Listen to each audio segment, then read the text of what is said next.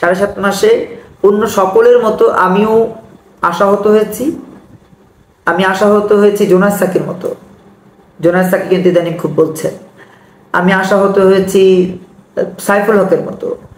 আমি আশাহত হয়েছি রাস্তার পাশে যে মানুষটি ঘুমান, যার রুটি রুজি জীবন জীবিকার কোনো ভিত্তি তৈরি হয়নি গত 7.5 মাসে, তার মতো করে আশাহত হয়েছি। অর্থাৎ উপরতলা থেকে নিচতলা, সাধারণ মানুষ থেকে শুরু করে অসাধারণ মানুষ, আন্দোলনকারী থেকে শুরু করে আন্দোলনের বিরুদ্ধে যারা ছিল, সকলের মতোই আমি ব্যক্তিগতভাবে আশাহত হয়েছি। আমরা সবাই আশাহত এই পর্যায়ে এসেছি এই কারণে যে বাংলাদেশকে একটা ধারায় নিয়ে যাওয়ার যে চেষ্টা, সেটি গত 53 বছরে কেউ করেনি, এই সময়ও কেউ করছে না। কিন্তু আমরা আশা করেছিলাম যে ডক্টর ইউনূসের মতো মানুষ, তিনি শান্তিতে নোবেল বিজয়ী হয়েছেন, তিনি ক্ষুদ্র ঋণকে প্রতিষ্ঠা করেছেন, তিনি চট্টগ্রাম বিশ্ববিদ্যালয়ের মতো একটা বিশ্ববিদ্যালয়ে শিক্ষকতা করেছেন। আমরা আমজনতা একটা লম্বা সময়ের জন্য কিছুটা হলেও স্বস্তির নিঃশ্বাস ছাড়তে পারবো, কিন্তু আমরা সেই স্বস্তির নিঃশ্বাস ছাড়তে পারিনি।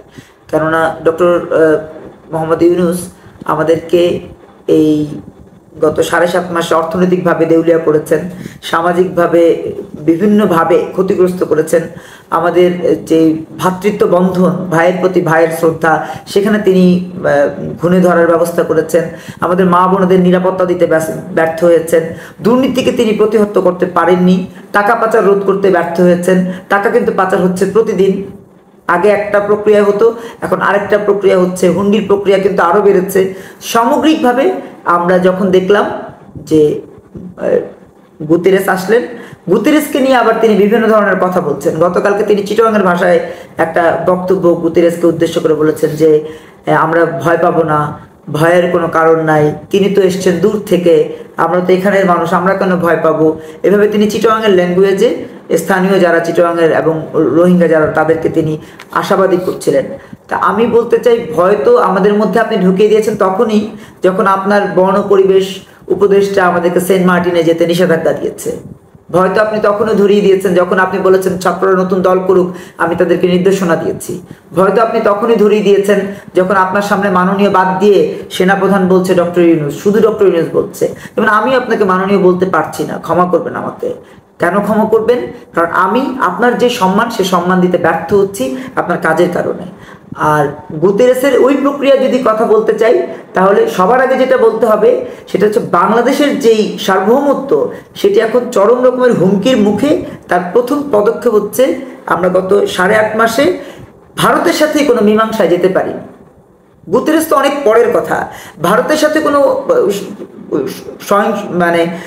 সন্ধিতে, কোনো আন্তরিকতায়, ভালোবাসায়, কোনো সিদ্ধান্তে না গিয়ে বরঞ্চ আমরা সেখানে একটা সহিংসতার রাস্তা তৈরি করছি। সেই সাথে আবার ডক্টর ইউনূস মিথ্যাচার করছেন, বলছেন যে দিল্লির সাথে আমাদের সম্পর্ক নাকি খুব ভালো। এই যে খুব ভালো মিথ্যাচার, একদিকে অন্যায়, একদিকে অপরাধ, একদিকে বন্ধু দেশকে কোনোভাবে পাশ কাটিয়ে চলে যাওয়ার চেষ্টা, পাকিস্তান থেকে পণ্য আনা, আবার জাতিসংঘের এই মহাসচিবকে নিয়ে আসা, সামগ্রিকভাবে একটা ধোঁয়াশাই তৈরি করছে। তবে আমি মনে করি যদি ডক্টর ইউনূস মানুষ হন, প্রকৃত মানুষ হন, নোবেল বিজয়ী এগুলো সব বাদ, প্রকৃত মানুষ হন, তিনি দেশের স্বার্থটা সবার আগে ভাববেন এবং কোনো ষড়যন্ত্র হচ্ছে কিনা সেটি খুব গভীরভাবে দেখবেন এবং ষড়যন্ত্র মোকাবেলায় শিক্ষার্থী নয়, বাংলাদেশের মানুষদেরকে সাথে নিয়ে স্ট্রংলি ভূমিকা রাখবেন।